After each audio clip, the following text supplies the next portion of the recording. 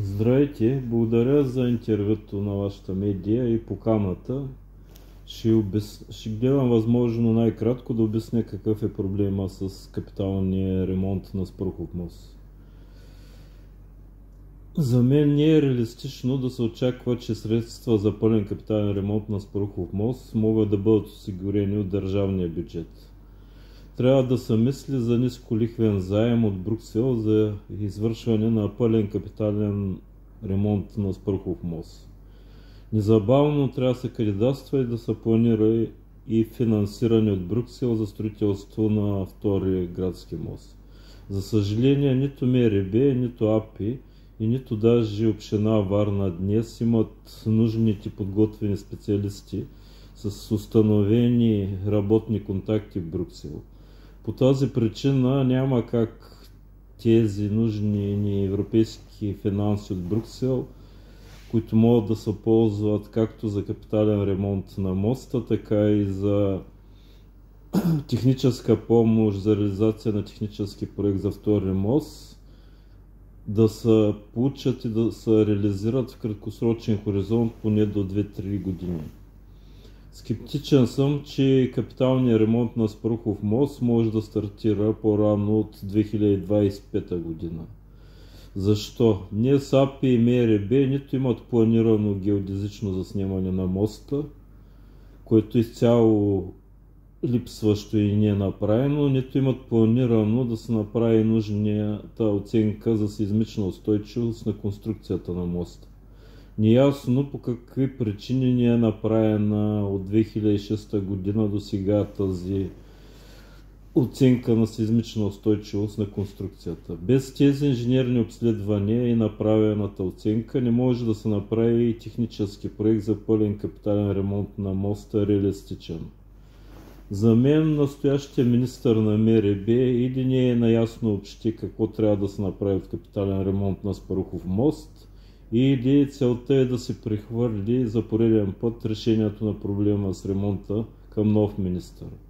Очаква се до 2 месеца да има нов министър, който ще бъде пряко назначение на ГЕРБ във връзка с ротацията от заставане на нов министър-председател.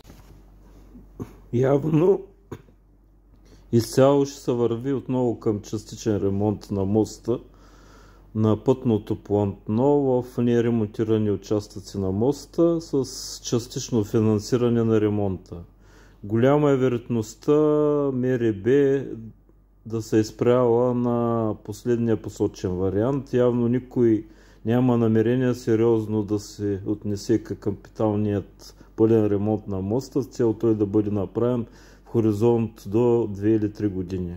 Просто причината е защото МРБ и АПИ много добре знаят, че не могат да осигурят нужното целево в пълен обем финансиране за такъв отговорен капитален ремонт в цел той да бъде направен наведнъж. Решение има от ползване на европейски средства като нисколихвен заем от Брюксел. Такова решение е приложено още 2015 година в Констанца. За съжаление в България такива решения по вземане на заем нисколихвен за ремонт на мостове не се прилага.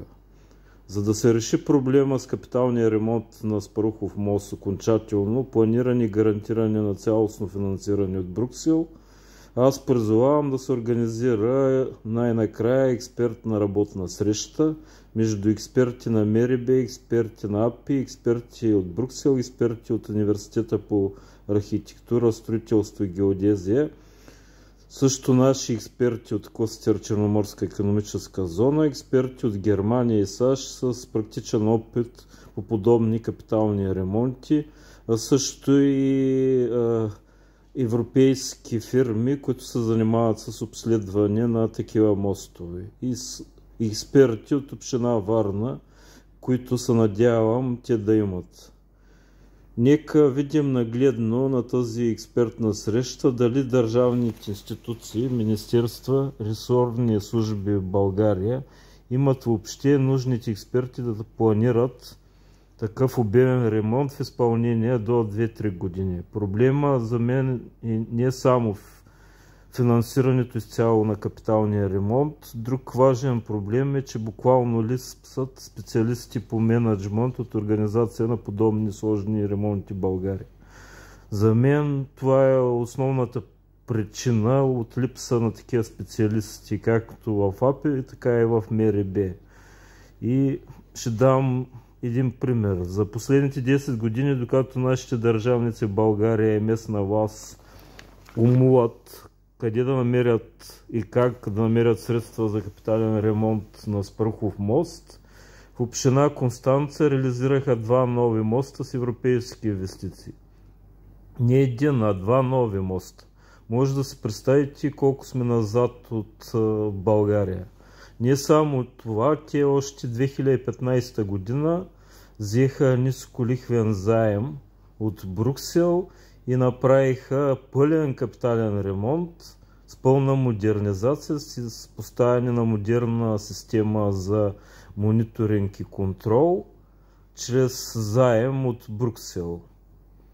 Ако община Варна нямат оперативни възможности да организира такава важна експертна работна среща, ние от клъстер Черноморска икономическа зона сме готови в името на това да се намери окончателно решение с моста, да организираме тази среща в град Варна, където да се поканят всички ресорни инстанции и експерти, които посочихме.